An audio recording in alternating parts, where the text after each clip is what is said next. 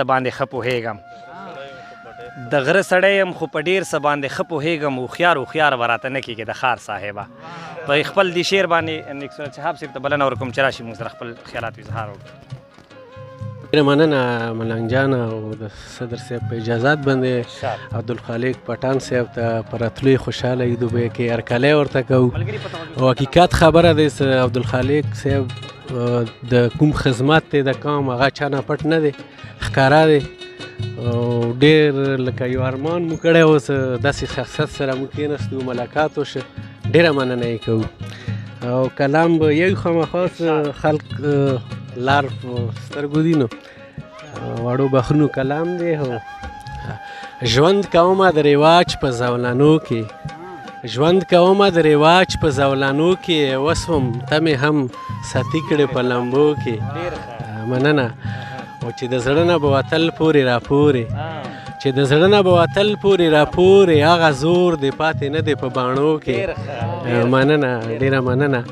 او په جونګړه کې د ژوند وی خو په مینه په جونګړه کې د ژوند وی خو په مینه سکون نشته په موټرو او بنګلو کې مننه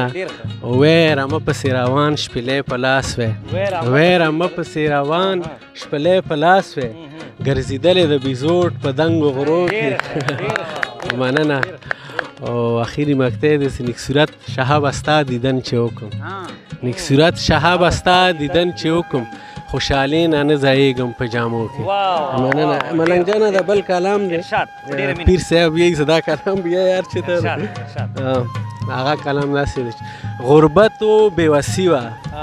غربت و بېوسي وه خو دوکې دغسې نه وې او د زړونو ماتې آینې دغسې نه وې شپونکی و رمې وې شپونکی و رمې وې د شپلیو اوازونه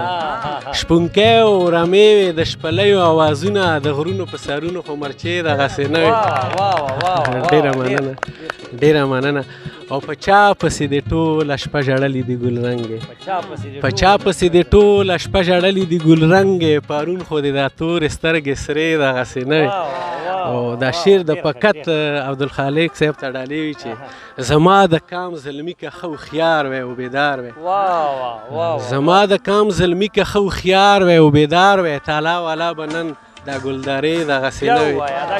مننه ډېره مننه زما د کام زلمي که ښه هوښیار وی او بیدار وی تالا والا به نن دا ګلدارې دغسې نه وي او محبوبې دا خو ټول ستا د خوږې مینې کمال دی محبوبې دا خو ټول ستا د خوږې مینې کمال دی خبرې زما ښې وي خو خوږې دغسې نه وي مننه او اخیری مقطع دی ادې بغیر له تا شهاب نیمګړی یم قسم دی ادې بغیر له تا شهاب نیمګړی یم قسم دی ادې زما په زړه باندې تیارې دغسې نه مننه ډېره مننه